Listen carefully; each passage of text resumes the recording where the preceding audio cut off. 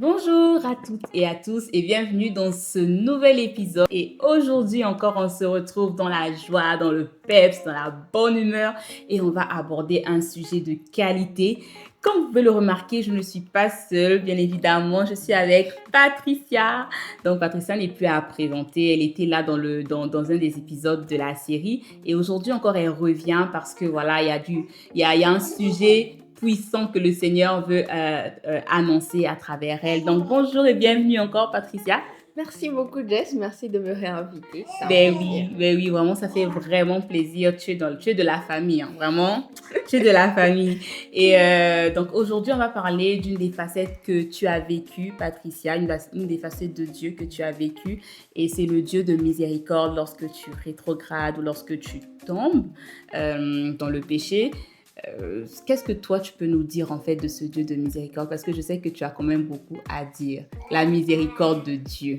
Oui, franchement, c'est un thème que j'aime beaucoup. Ça me Hmm. fait penser, ça me fait en tout cas toujours penser à l'histoire du fils prodigue. C'était quelqu'un qui il avait fait des fautes. On ne peut pas nier qu'il n'avait pas fait les choses comme il faut. Mais malgré ça, quand il est rentré, le père l'a vu de loin et il est allé à sa rencontre.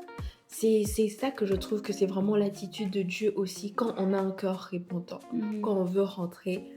Bah, Dieu, il est prêt à nous répondre. Le tout, c'est vraiment d'être repentant, comme je le dis, et de recevoir cet amour-là. Parce que voilà, c'est une facette de Dieu qui est disponible pour ceux qui veulent, en fait. Amen. C'est une facette de Dieu qui est disponible pour ceux qui veulent, pour ceux qui le désirent. Et moi, ce que je remarque ou ce que j'ai remarqué, c'est que très souvent, lorsqu'on tombe, lorsqu'on rétrograde, ou lorsqu'on fait quelque chose qui n'est pas bien aux yeux de Dieu, souvent il y a comme ce sentiment de culpabilité qui veut vraiment nous envahir, où on se dit, je ne suis plus à la hauteur, Dieu ne m'aime plus, je suis plus digne. Je me rappelle avant, lorsque je faisais vraiment des choses bizarres, compliquées, ou même que voilà, je priais pas, ou j'oubliais de prier, ou oubliais de méditer, ou même que je commence à jeûner et puis après, je me dis, je vais manger. Juste ça, il y avait des fois où j'avais vraiment littéralement peur d'entrer dans la présence de Dieu. Je me disais, en fait, j'imaginais quelqu'un derrière moi qui était prêt à me gifler en mode, toi là, je vais même te gifler, tu fais quoi là? En fait, j'étais comme, Seigneur, vraiment pardon seulement. J'avais pas envie de venir, j'étais comme, qu'est-ce qu'il va penser de moi et tout.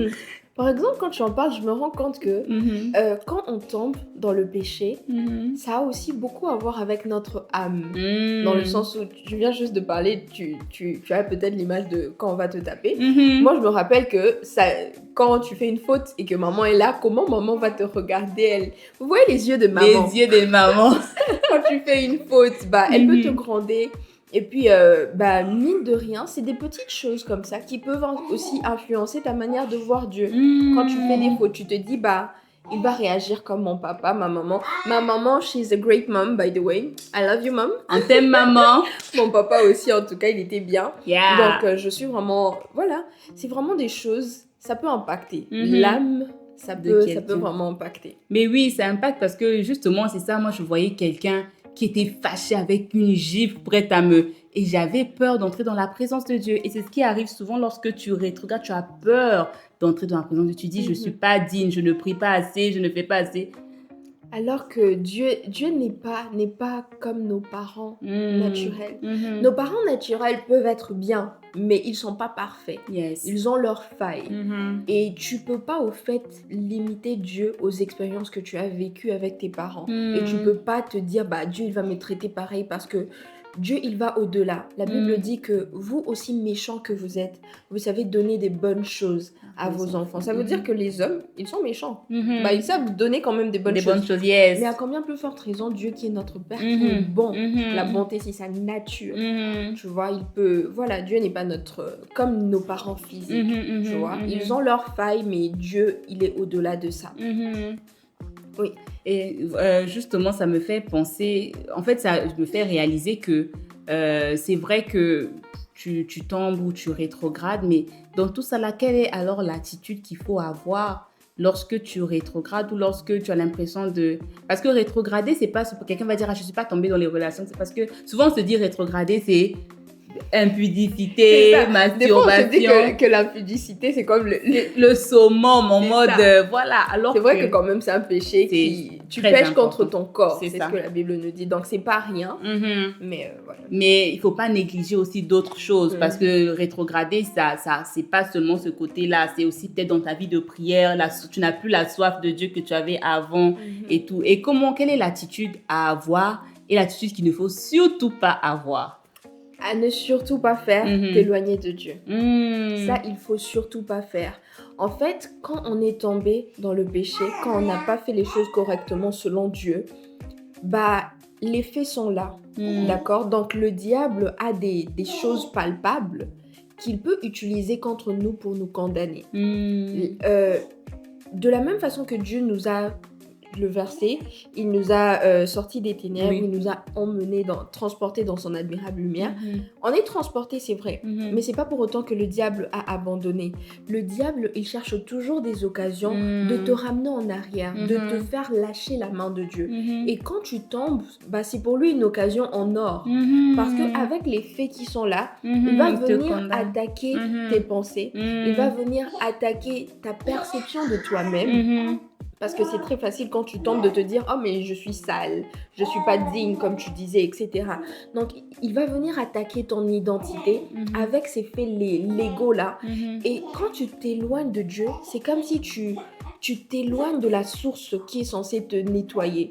C'est comme si quand quelqu'un tombe dans la boue, un exemple pratique, au lieu d'aller vers l'eau pour te nettoyer, toi tu te dis bah je suis trop sale, je vais un peu m'éloigner le temps que je sois clean d'une certaine façon. Et du coup ça va sécher sur toi. Imagine, la boue. Ça va pas arranger le problème. Yeah. Donc tu t'es éloigné de Dieu, bah c'est pour ça d'ailleurs il a fallu parler de la perception qu'on a de Dieu. Il faut vérifier, est-ce que ta perception de Dieu, c'est la bonne? Parce que si tu penses que Dieu, c'est quelqu'un qui est là pour te condamner, c'est aussi une arme que tu donnes à l'ennemi. Il faut vraiment avoir une vision de Dieu basée sur la parole, pas sur tes expériences, pas sur tes failles, mais basée sur ce que Dieu dit. Parce que quand Dieu dit qu'il fait miséricorde quand quelqu'un avoue ses transgressions, bah tu dois le croire, c'est la parole. La parole, c'est Dieu. Yes. On connaît Dieu au travers de sa parole. Yes. Donc Dieu, il n'est pas là pour te condamner. Il veut te faire grâce. Comme il l'a fait vraiment pour le fils prodigue, bah il t'attend les bras ouverts. Donc il ne faut pas que tu t'éloignes de la source de ta restauration, j'ai envie de dire. Il faut que tu restes proche. Et l'une des attitudes qu'il faut faire, bah c'est justement d'être conscient qu'on est en guerre, déjà. La Bible parle de l'ennemi de nos âmes, tu vois. Donc, le diable, c'est vraiment un ennemi. D'ailleurs, la Bible parle aussi du fait que les armes avec lesquelles nous combattons, elles ne sont pas charnelles, elles sont puissantes pour renverser les forteresses. Donc, en fait, il faut savoir que quand on parle d'armes, on parle aussi de combat. Yes. Et dans les armes... Bah, que le Seigneur nous donne, ça c'est dans Éphésiens qu'il nous en parle, il y a ce qu'on appelle la cuirasse de la justice. La cuirasse de la justice, c'est comme ça te recouvre, ça recouvre ton cœur. Et je trouve ça intéressant parce que le cœur, justement, c'est le siège des pensées, des émotions, des décisions, etc. Bah, si tu n'as pas cette cuirasse sur toi, c'est là que les mensonges de l'ennemi vont venir t'attaquer et te toucher à ta justice. Bah, l'une des choses à faire, c'est d'être conscient, comme on dit, que tu es en guerre. Et parce que tu es en guerre, tu dois t'assurer d'avoir les armes que Dieu t'a données. Et justement, l'une de ces armes-là, c'est la cuirasse de la justice. Ça veut dire que j'ai fait ce qui est mal, mais je ne suis pas ce que j'ai fait. C'est que j'ai fait. Yes. Ne te limite pas à tes actions. Tu es beaucoup plus que ça. Tu es ce que Dieu dit que tu es. Et la Bible dit que cette fois le juste tombe, bah, il se relève. Même quand il est tombé, la Bible l'appelle toujours juste. C'est pas parce que tu es tombé que la Bible t'enlève ton statut de juste. Et parce que tu es conscient que tu as encore ce statut-là de juste, ça fait une force qui va te permettre en fait de te relever et d'aller maintenant à la source et d'aller encore dire Seigneur, je me repens. Moi, j'aime beaucoup parler de repentance parce qu'il ne faut pas... L'apôtre Ivan parle de la différence entre les regrets et la repentance. Quelqu'un qui regrette, c'est... Oui, quelqu'un qui a mal, mais il a mal peut-être à cause de ce qu'il a perdu. Pour quelqu'un qui tombe dans l'impudicité, par exemple, on t'attrape, comme on dit. Mais toi, tu es triste parce que ton pasteur a su que tu es tombé dans l'impudicité. Ton pasteur va peut-être te mettre sous discipline. Mais tu n'es pas triste parce que tu t'es éloigné de Dieu. Tu n'es pas triste parce que le péché a trouvé une raison de se réjouir dans ta vie. Tu n'es pas triste parce que l'esprit d'impudicité s'est dit, voilà, nous on a eu. Tu vois, tu n'es pas triste pour ces raisons. Toi, tout ce qui t'intéresse, c'est on va me mettre... Comment les gens vont me voir. Et franchement, c'est pas une bonne attitude à avoir. Tu rentres chez Dieu avec un cœur repentant parce que tu te dis, Seigneur, je veux pas que le diable ait des raisons de se réjouir de ma vie. S'il te plaît, enlève-moi d'ici. Ramène-moi dans la voie de la vérité. Voilà la prière là que David fait, sonde mon cœur, tu vois. Si je ne suis pas sur la bonne voie, ramène-moi sur la voie de la vérité. C'est vraiment une prière qu'il faut faire. Ouais, c'est vraiment, waouh, c'est fort ce que tu as dit sur les attitudes à avoir et à ne pas avoir. Cette attitude-là où souvent, et c'est très fréquent parce que justement quand tu parlais de l'ennemi qui vient pour bombarder nos pensées avec « Ah, tu n'es pas... Dieu ne t'aime plus. Et justement, quand tu as abordé le thème, l'aspect, la cuirasse de la justice et même la conscience de la vérité, la parole, qu'est-ce que Dieu dit à ton sujet? Oui, le diable va dire « Dieu ne t'aime plus », mais qu'est-ce que Dieu a dit en fait? Il dit « Il t'aimera, il t'aime d'un amour éternel ». Et c'est là que tu vois l'importance de connaître aussi Dieu à travers sa parole. Exactement. D'ailleurs, dans les mêmes armes, on parle de l'épée. L'épée de l'esprit qui est la parole de Dieu. L'épée, c'est une arme offensive en fait. C'est-à-dire que quand le diable vient contre toi, voilà, il veut te mettre à terre, tu as l'épée de l'esprit. Tu peux aussi offenser. Yes. Il faut offenser tu peux aussi diable. Oui, tu peux l'offenser avec la parole. Parce que lui, il n'hésite pas. Moi, je me dis, le diable, quand il veut te faire mal, il n'hésite pas. Toi aussi, fais le mal avec. Dès qu'il trouve une brèche, dès qu'il trouve une porte, et qu'il veut te détruire, franchement, il va pas y aller des mains mortes, tu vois. Il va te détruire. Donc toi aussi, quand Dieu te dit que tu as l'épée de la parole, bah tu dois pas hésiter. Tu l'utilises contre lui. Et puis voilà. Mais tu vois, en fait, je viens juste de réaliser que la parole est forte. La parole, c'est... En mode, quand tu utilises la parole, tu es en train de taper le diable. Tu es en train de le tailler. En fait, quand on dit « je te taille en pièces » là, c'est vraiment, tu es en train de le voilà, il a mal. Exactement. Et juste la parole de Dieu. Voilà, donc c'est des armes qu'il faut avoir. Tu es couvert par la cuirasse, mais aussi tu peux offenser aussi. Parce que une fois que tu es vaincu dans les pensées, tu seras aussi vaincu dans les actions. Dans les actions. Vois, si le diable arrive à te convaincre dans tes pensées que tu es trop sale pour revenir à Dieu, dans les actions, c'est là qu'on va voir que tu commences à t'éloigner de l'église. Tu t'éloignes du service. Tu t'éloignes des gens de l'église. Tu te dis, oh bah eux c'est dans un autre monde, moi je suis pas là-bas. Parce que dans tes pensées, on t'a déjà vaincu. C'est pour ça qu'il faut vraiment faire attention à quelles sont les pensées que j'entretiens quand je suis tombée. Ok, je suis en faute. Ok, je le reconnais. Mais voilà, mon erreur ne me justifie pas. Ce qui me justifie, c'est l'œuvre de la croix. Le sang de Jésus. Oui. Exactement, c'est ce qui nous justifie. Et je m'appuie sur ça pour me relever, pour recommencer, pour marcher à nouveau avec Dieu. Tu vois. Amen. Waouh. Franchement, c'est tellement fort et puissant ce que Patricia dit. Et moi, l'une des choses que je veux justement apporter dans tout ça là, lorsqu'on rétrograde, c'est justement de ne pas fuir la présence de Dieu, de ne pas fuir le service, de ne pas fuir l'église. Même si tu n'as pas envie de prier là, viens seulement à l'église. Même si tu n'as pas envie, tout en toi te dit ne va pas, fais le contraire, viens à l'église. Même si pendant que le pasteur est en train de prier, toi tu n'arrives pas à prier, demeure juste là en fait. Plus tu le fais, plus tu es dans un environnement où tu reçois la parole, cette parole-là veut pas, il y aura quelque chose, un impact. En fait, la parole ne laisse personne indifférent. Donc, vraiment, bientôt la fin de la vidéo, justement, mais voilà pourquoi je veux conclure en fait en disant que de ne pas, oui, il y a la culpabilité, mais on a donné le remède à la culpabilité, se voir comme Dieu te voit. Et deuxièmement, de ne pas fuir la présence de Dieu, de ne pas croire qu'il y a quelqu'un de méchant qui est prêt à te... Non, il dit dans sa parole qu'il est là, il est près de ceux qui ont le cœur brisé, il est là pour restaurer. Donc Dieu est là et Dieu te veut dans sa présence parce qu'il a pour toi des projets de paix et non de malheur. Donc viens dans la présence de Dieu, comme l'apôtre Yvon, notre père, nous dit souvent, tu n'as pas envie de prier, mets un instrumental et demeure là. Si tu dois dormir, dors dans cet instrumental, mais surtout ne te dis pas que Dieu ne me veut plus, voilà. Il dit même si ton père et ta mère t'abandonnent, je ne t'abandonnerai jamais. Donc, exactement. Moi, franchement, je vais juste faire ça très rapidement, en Mhm. fait, parce que le service, je considère que c'est l'une des choses qui m'a gardée quand j'étais Mhm. éloignée de Dieu. Mhm. C'est vrai que dans mon zèle, C'était plus le même.